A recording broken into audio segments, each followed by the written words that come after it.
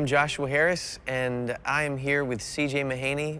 We just want to have a conversation and talk about some of the things that God is doing in Sovereign Grace Ministries. And I want to begin by saying that we did not plan on wearing the exact same outfit. That was that's an how I was accident. going to begin as well. I was going to say, how long before people notice that That's we are right. dressed exactly the same? We're really not real professional with these things. We just happen to show up and we're both wearing the same exact thing. Although this could be an example of how I try to model myself after you in many different ways, and now even with clothing. So here we are. I want to just talk about the significance of where we are. The fact that we are at the conference in the very area that we have New Attitude. All these seats behind us have been filled with about 3,500 singles, young adults from all over the country, 450 different churches represented. Why do you care about an event like this for singles? Why is it important to what Sovereign Grace is about? At this event, it is obvious the gospel is being effectively transferred to the next generation. So when I think back to my early 20s, when I begin praying for a future I didn't know if I would even be alive to see, but already in my early 20s, praying that whatever we did, whatever we were able to build at that time would serve the next generation. To now fast forward to this conference and to look out at the fulfillment of those prayers, this expression of the faithfulness of God. To see God bringing those young adults, those children in many ways that you prayed for. This conference is really like no other conference in that regard. And yes, these are the children of those who started out in Covenant Life Church, who originated, in effect, Sovereign Grace Ministries. These are their kids. So when I think of being entrusted with their kids and seeing their kids entrusted with the gospel, it is humbling. It moves me to tears. It brings me a unique and distinct joy. I do feel like the richest man in the world because I have the privilege to be here and witness what is taking place here. If someone just came to you and said, "What's Sovereign Grace all about?" How would you answer that question? I would say Sovereign Grace exists to advance the gospel through church planting. And Sovereign Grace exists to care for and train pastors of local churches. So those would be two passions and priorities in Sovereign Grace and two reasons why Sovereign Grace exists. We want to plant churches. We want to advance the gospel through planting churches. And we exist to care for pastors. We believe pastors are doing the most important work, the most difficult work, and we exist to serve and support them in every possible way we can because we have the deepest respect for those men. We have the deepest respect for them, and we have a conviction that they are doing the most important work, and therefore we exist to serve them.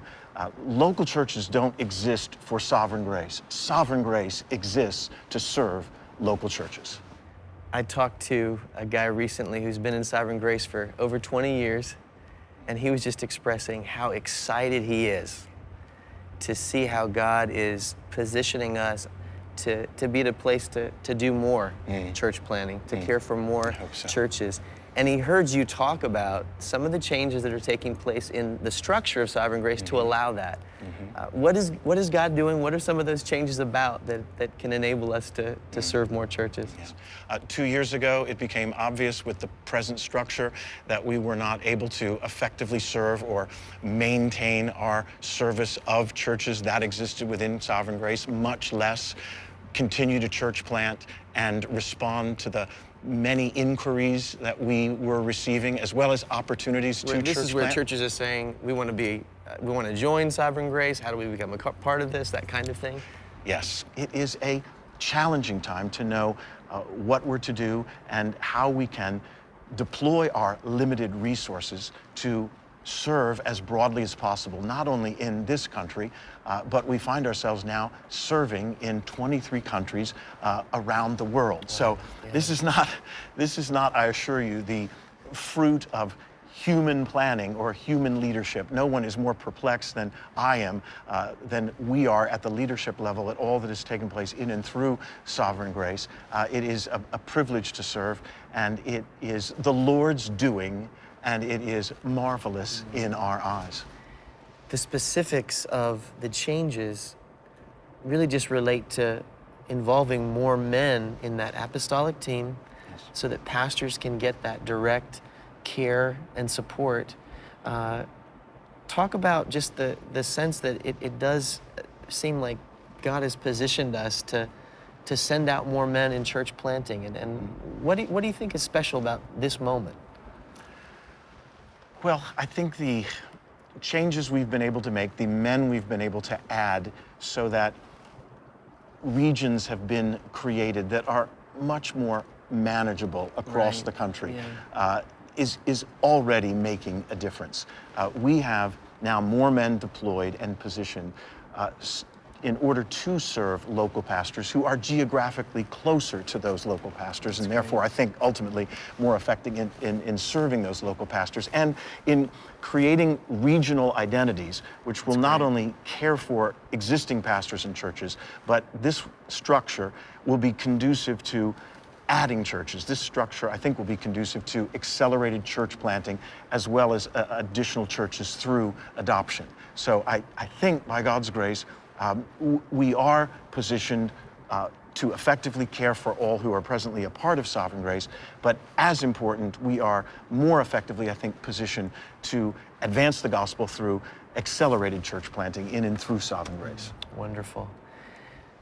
Talk to the member of a Sovereign Grace church who hears all this, hears about church planting, hears about the pastor's college and international work and those kinds of things and loves it, but just sort of feels like, how can I really be a part of that? I'm just a member of a local church. I'm just in my care group. I'm just trying to reach my neighbor and all those things. I know you have such a heart to help that person see the connection between what they're doing and the bigger mission of Sovereign Grace. What would you say to them? Well, thank you for inviting me to talk to that person, because that's exactly the person I would want to talk to. I would want to talk to that person. I would want to meet with that person individually so that I could look that person in the eye and communicate how grateful I am to that person for the difference they are making in their local church, because it is their faithful, joyful service, their service in that local church, their support of their pastor or pastoral team in that local church, that makes all the difference in and through Sovereign Grace. And if we didn't have that integrity in the local church level, we wouldn't be expanding, we shouldn't be expanding, and we couldn't be expanding. So that is some of what I would want to say to that individual, but there's no way in this brief video you could possibly capture all of what I would want to say to that individual. How do you think about the mission of Sovereign Grace, just even as your own home? I know that you give to the mission of Sovereign Grace because you believe in it. How do you think about that, and what do you say to the folks who have been consistently doing that? What would you want to communicate to them? The first thing I want to say is thanks. The contribution of the average member, and there are no average members. When I think of the average member of a Sovereign Grace church, I think of true greatness as embodied in humility and servanthood. But their contribution to Sovereign Grace through their service in the local church, their support of their pastor and pastoral team in the context of the local church, their prayers for us, their support of Sovereign Grace in the form of intercession, and then add to that their financial gifts. I mean, how humbling is all of that?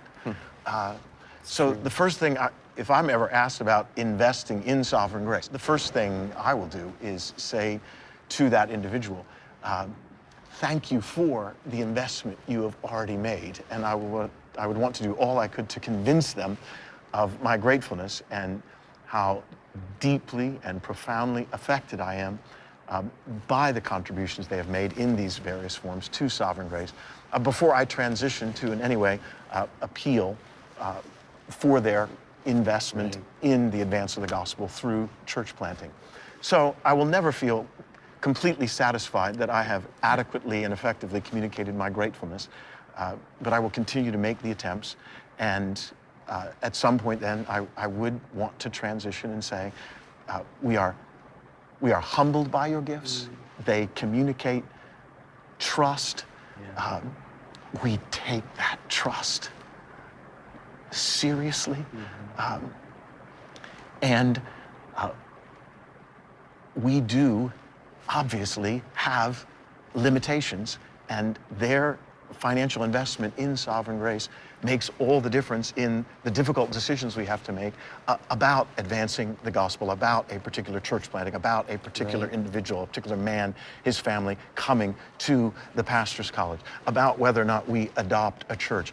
All of those decisions are ultimately related to the generosity of individuals within Sovereign Grace.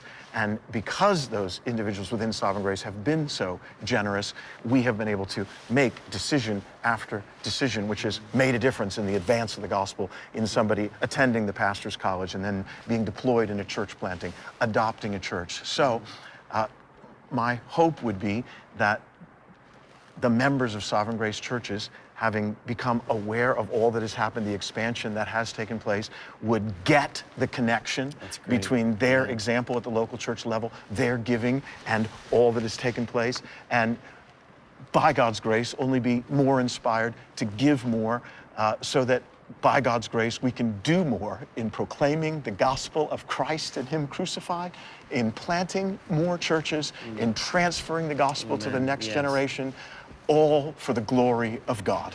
Amen.